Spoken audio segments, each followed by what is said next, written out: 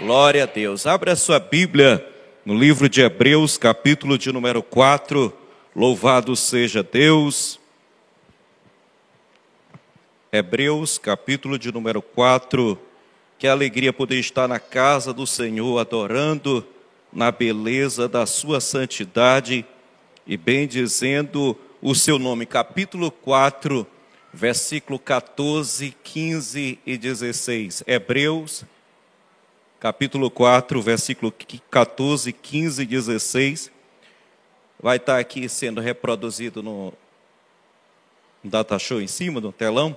Mas os irmãos, continue com sua Bíblia aberta. Eu prometo pregar bem breve, mas somente nesse texto de Hebreus. Aqueles que acharam, digam amém, que assim acharam.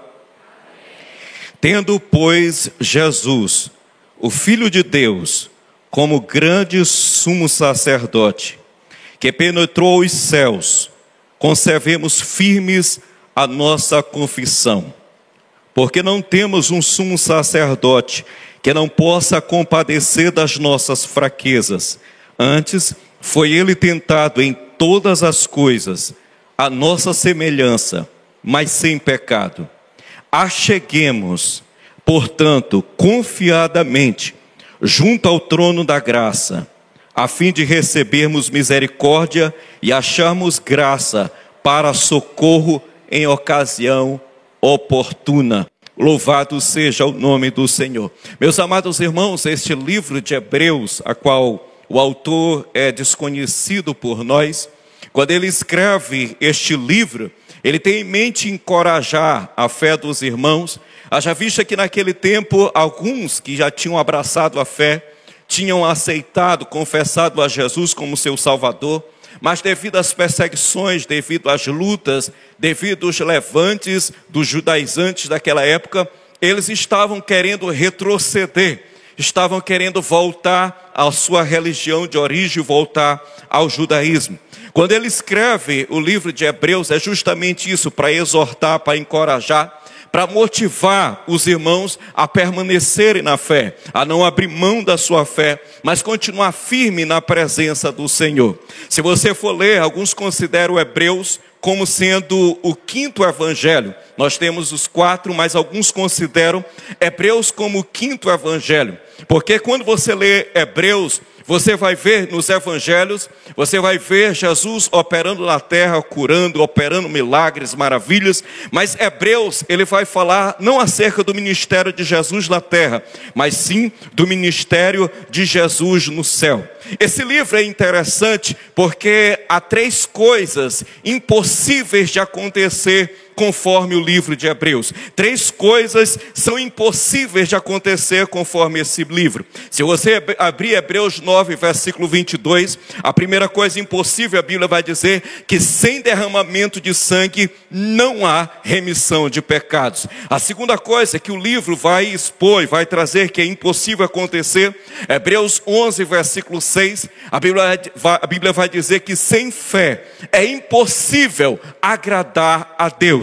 E a terceira coisa que ele vai nos dizer, Hebreus 12, 14, segui a paz com todos e a santificação, sem a qual ninguém verá a Deus. Mas o texto que nós lemos nos fala que Jesus é aquele que é superior a tudo e a todas as coisas. O autor aos Hebreus, por várias vezes, ele fez questão de mostrar que Jesus é aquele que é superior a tudo e a todas as coisas. Se você for ler Hebreus capítulo 1, versículo de número 4, a Bíblia vai dizer que Jesus é superior aos anjos. Hebreus capítulo 1, versículo 10, ele é superior do que toda a sua criação. Hebreus 3, versículo 3, diz que Jesus é superior a Moisés. E Hebreus capítulo 4, versículo 8, vai dizer que Jesus é superior a Josué e Arão. O que eu quero dizer essa noite é que o nosso Jesus é superior a tudo e a todos, e que quem tem o controle de todas as coisas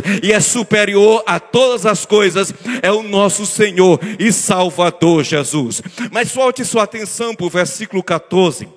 O texto diz acerca de Jesus: tendo, pois, a Jesus, o Filho de Deus, como grande sumo sacerdote que penetrou os céus, conservamos firme a nossa confissão. A primeira coisa, lendo esse versículo, é que Jesus é superior a toda a autoridade. Jesus é superior a toda a autoridade espiritual. Ele vai falar aqui acerca de Jesus como sacerdote, sumo sacerdote. Quando nós olhamos o ofício de sacerdote, era diferente do profeta. O profeta é aquele que apresentava o povo para Deus. O sacerdote é aquele que apresenta, melhor dizendo, o profeta é aquele que apresentava Deus para o povo. O sacerdote era o contrário, apresentava o povo diante de Deus. A maior autoridade da época, daquele tempo, era o sacerdote. Quando você vai ver um pouco, estudar sobre o sacerdote,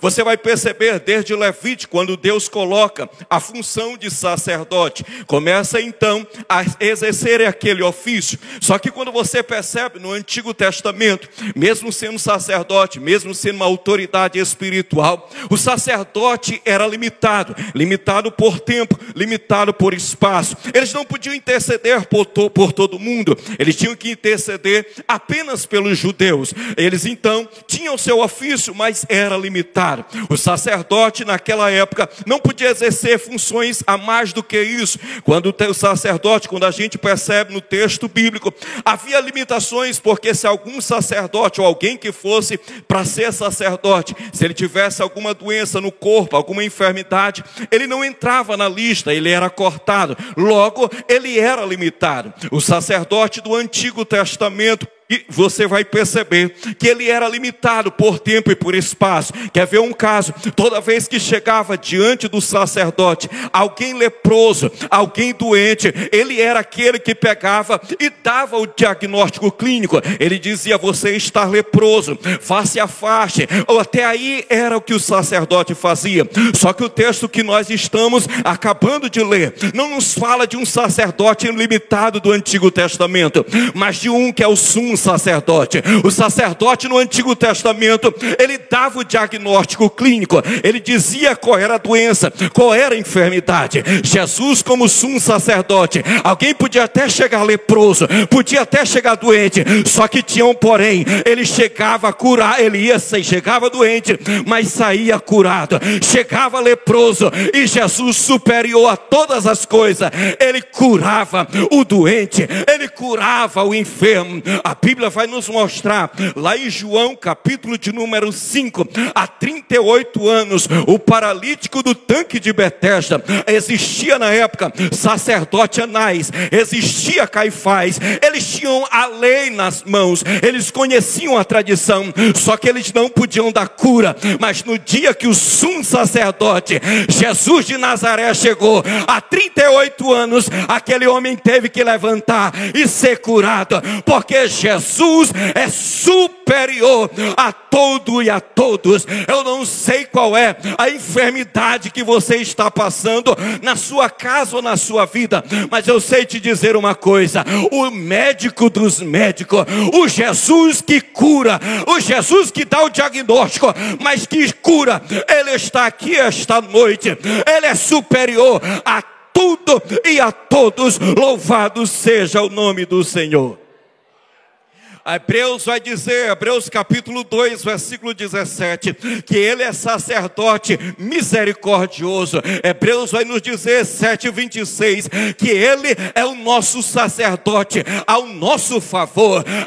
Hebreus capítulo 8, versículo 1, vai dizer que ele é o sacerdote que está assentado no céu. Oh, glória ao nosso Jesus, ele é superior, aleluia. Deixa eu lhe dizer uma coisa, meu amado irmão, e os que estão assistindo, eu e você, oh glória a Jesus, nós não precisamos, como no Antigo Testamento, fazer sacrifício Nós não precisamos matar animais. Nós não precisamos, como hoje por aí afora, que faz rituais, pegam animais e faz rituais macabros. Eu e você não precisamos disso, sabe por quê? A Bíblia diz que o véu do templo se rasgou de alto a baixo. Eu e você somos, aleluia, oh glória a Jesus, abençoado e guardado pelo nosso sumo sacerdote, Jesus Cristo, louvado seja Deus. Mas o versículo 15 diz: porque não temos um sumo sacerdote que não possa compadecer-se das nossas fraquezas. Antes foi ele tentado em todas as coisas, a nossa semelhança, mas sem pecado. Além de Jesus ser superior, além de Jesus ser a maior autoridade espiritual, Jesus é o nosso maior exemplo. Além de ele ser superior, ele também é o nosso maior exemplo. É o que o autor está dizendo, que em tudo ele foi tentado. Ele está nos mostrando que Jesus passou por momentos de tentações, mas ele não pecou. O nosso Jesus é puro, o nosso Jesus é limpo. Se você for folhear a página do Novo e do Novo Testamento, você vai ver que Jesus sempre é como aquele que é santo. Hebreus capítulo 7, versículo 26, a Bíblia diz que ele, Jesus, é santo. Se você for ler João capítulo 8, versículo 46, Jesus pergunta, não para os seus amigos, mas para os seus inimigos. Ele chega e diz: quem dentre vós me convence de pecado? Ninguém podia acusar Jesus. Se você for ler Hebreus capítulo 2 Coríntios 5, 21, a Bíblia vai nos mostrar aquele que não cometeu pecado. Não há pecado em Jesus. Se você ler 1 Pedro capítulo 2, 22, a Bíblia vai dizer: o qual não cometeu pecado, e dolo algum achou em seus lábios, em sua boca. 1 de João 3, versículo 5, a Bíblia vai dizer: e nele não existe pecado. Todos os líderes religiosos que passaram por esta terra, todos têm mancha de pecado, todos têm escuridão do pecado, mas o nosso Jesus, a igreja continua dizendo: ele é santo, ele é santo, ele é santo, e toda a terra está cheia da sua glória. Oh glória ao nosso Jesus, oh aleluia. Os homens tentam manchar a imagem de Jesus, a história, os homens tentam manchar a história de Jesus. Já disse uma vez aqui, no ano de 1951, lançou-se um livro, A Tentação de Jesus, mostrando Jesus que havia pecado. Se você for ver um livro, 2003, O Código da Vinci, mostra Jesus com um romance com Maria Madalena, para tentar incriminar ou achar culpa em Jesus. O ano de 2018, 2019, um grupo de nome Porta do Fundo criou um ambiente, uma ceia, onde mostrou os discípulos bêbados, Jesus gay. Tudo isso é para quê? Para manchar a imagem de Jesus. Ano passado, você viu o que aconteceu nas Olimpíadas? Tentaram manchar a imagem de Jesus. Eles podem manchar Jesus no carnaval, eles podem querer sujar Jesus no carnaval, mas a igreja do Tiriricau vai continuar dizendo: ele é santo, ele é puro, ele é limpo. O Jesus que você serve, ele é santo. Oh glória ao nome de Jesus. O Jesus que eu prego, aleluia. Eu sinto a autoridade de te dizer: abra a tua boca onde estiver, porque o Jesus que você prega, ele é santo, ele é puro, ele é limpo, aleluia. Oh glória a Jesus. Hebreus capítulo 4, versículo 16, já estou caminhando para encerrar. O texto diz: acheguemos, portanto, confiadamente junto ao trono da graça, a fim de recebermos misericórdia e acharmos graça para socorro em ocasião oportuna. Sabe o que o autor quer dizer? Jesus é o nosso maior socorro. socorro. Jesus é o nosso maior socorro. O autor não diz cheguemos ao trono da graça, ele não diz cheguemos ao trono com desconfiança, ele não diz cheguemos ao trono de maneira com incerteza, ele não diz cheguemos ao trono com dúvida. No linguajar maranhense, cheguemos ao trono encabulado. O autor não está dizendo isto, ele está dizendo cheguemos ao trono, oh glória, confiadamente, com certeza. O nosso Jesus, quando você se apresenta em oração e chama ele na sua presença, ele está, aleluia, ouvindo o teu clamor, ouvindo a tua oração, porque Jesus é o nosso maior socorro. Louvado seja o Senhor. Hoje para muitos o socorro dele está no dinheiro. Hoje para muitos o socorro dele está no diploma. Hoje o socorro de muitos está no político A, político B. Vem uma situação, ele corre para A, ele corre para B. Mas deixa eu lhe dizer uma coisa, o teu maior socorro, aleluia, não é o vereador de São Luís. O teu maior socorro não é o governador do Maranhão. Aleluia, o maior socorro da igreja é Jesus. E enquanto eu estou pregando na autoridade de nome do Senhor Jesus, ele entra na tua casa, ele entra na tua situação, porque ele é o nosso socorro. Oh glória a Deus. Quando eu olho para a Bíblia Sagrada, eu vejo um homem, a Bíblia diz, segundo as Crônicas 32, Senaqueribe, rei da Síria. A Bíblia diz que Senaqueribe já havia matado, destruído muitos exércitos da época. Senaqueribe então manda uma carta, manda escrito uma carta. Senaqueribe, que já havia destruído a tantas pessoas, manda uma carta para Ezequias. Sabe o que acontece? Ezequias pega a carta, só que Ezequias sabia, o remetente estava certo, era a Senaqueribe, mas quem era que estava recebendo a carta estava errada. Sabe o que ele faz? Ezequias, ele se desespera, mas ele vai levar lá no templo e começa a dizer, ó Deus, olha as palavras de Senaqueribe. Ele pega aquela afronta e leva diante do socorro, ele leva aquela afronta e leva diante de Deus. E a Bíblia diz que Deus manda não uma legião, Deus não manda 10 anjos, Deus não manda 20 anjos. A Bíblia diz que Deus então envia um anjo, aleluia. O que eu quero lhe dizer, meu amado irmão, na tua causa, na tua situação, não vai precisar legião, não vai precisar 10, 20 anjos. Um anjo do Senhor, esse anjo não vir, o próprio Deus.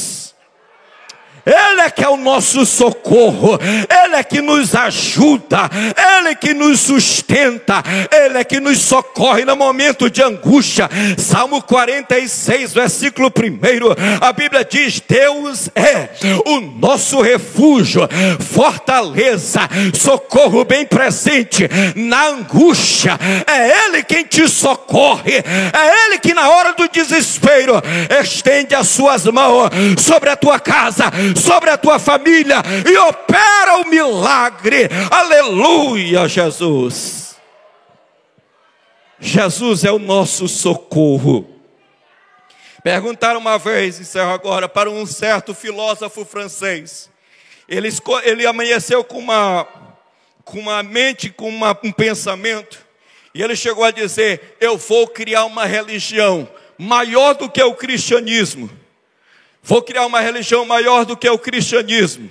Aí o amigo dele, crente, servo de Deus, na manhã, e ele chegou e disse para o amigo dele, disse, eu vou criar uma religião maior que o cristianismo, e vai se chamar positivismo. E aí o testemunho diz, que o amigo dele disse, vai em frente, vai que tu vai conseguir. Aí ele ficou meio sem entender, mas tu não é crente, tu não serve a Deus? Ele disse, sou. Mas se tu quer criar uma religião maior do que o cristianismo, tu tem que ter pelo menos 3 coisas. E ele disse qual? Ele diz a primeira coisa, para que tu tenha uma religião maior do que o cristianismo, para que tu vá e cresça a tua religião, a primeira coisa que tu tem que fazer, tem que nascer de uma virgem, tu tem que vir de uma virgem, nascer dela, e aí você não pode ter pecado, você vai ter que nascer de uma mulher virgem. Aí ele disse, então não dá para mim, já perdi. Ele disse, qual é a segunda? Ele disse, a segunda é mais fácil que essa. Vai chegar leproso, vai chegar cego, tu vai estender as mãos e pelo teu próprio poder, tu vai curar o cego, tu vai curar o leproso, tu vai dar vista ao cego. Aí ele disse, eu não tenho esse poder. E ele disse, então também não dá para ti. Ele então disse, qual é a terceira? Qual é a última? Deixa eu ver se eu me encaixo. Ele disse, a terceira é mais fácil ainda. Tu vai ter que morrer no terceiro dia pelo teu próprio poder, tu vai ressuscitar e ir para o céu. Ele disse, não dá para mim. Sabe por que não dá? Aí ele dobrou o joelho e disse, só Jesus Cristo, ele é superior. Só Jesus Cristo, ele está acima de tudo. Só Jesus Cristo é acima de todos. O Jesus que eu estou pregando essa noite é o Jesus que está além da situação que você se encontra, além da situação que você está vivendo, além da circunstância.